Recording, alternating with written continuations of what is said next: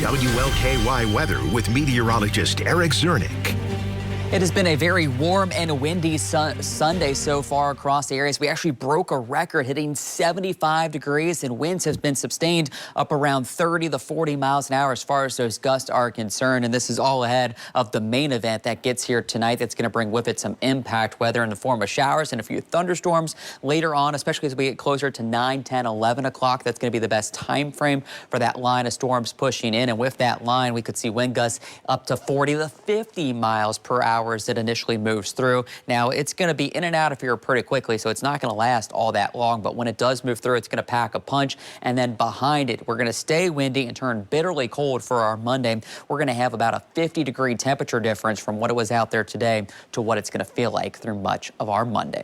So satellite and radar shows here's that line of showers and thunderstorms lighting up across Indiana and Illinois with severe thunderstorm warnings going all the way basically from the Michigan border all the way out to Missouri. And we even have a couple tornado warnings associated with that still back over towards Illinois. Now, a tornado watch has been issued for a few counties in our viewing area. That is Orange, Lawrence, Jackson, and Jennings counties till about 9, 10 o'clock this evening for this line that's going to be heading in our direction. Now, the good news is we do expect this to start to weaken a little bit as we move deeper into the night, as those temperatures start to come down a little bit. But we're going to be watching this very closely, as it does look like it has plenty of wind energy. So damaging wind gusts is going to be the main concern as this front sweeps its way through the area behind it. That's that bitterly cold air that's going to be moving in for our Monday. So let's time this out for you and really let you know when you can expect those storms to be pushing into your area. So here we are now. We're going to be dry, and I think for the next couple hours, we're going to be okay. As we get towards about 9 o'clock, there's that line of storms beginning to push in. So as you get up towards Salem, back towards Corden and Hardinsburg, that's when you can expect the line to move through. By 10 o'clock, it's making its way into the metro down towards E-Town and Litchfield. That's when we can expect some of the stronger winds and some gusty, heavy rain with this. And then by 11, it's all the way off to the east, heading out towards the capital of Frankfort, down towards Campbellsville, and in the portions of Taylor and Greene County. By midnight, though, the worst of the storms are out of here. Just got some light lingering rain continuing. And then as we head through the overnight hours, all the rain comes to an end. The colder air begins to rush in. We'll have some clouds in the morning. Should see a fair bit of sunshine, though, by tomorrow afternoon to help to dry things up, but it is going to remain quite windy for our Monday.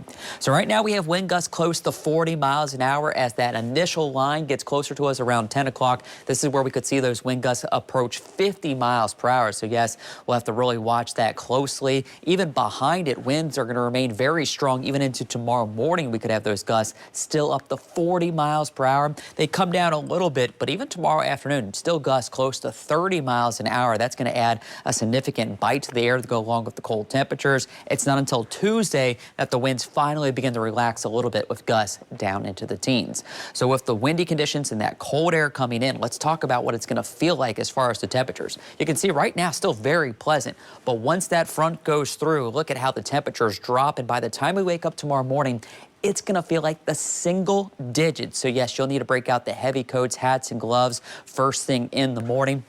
Wind chills only improve until the teens tomorrow afternoon, so it is going to be a bitterly cold Monday across the region.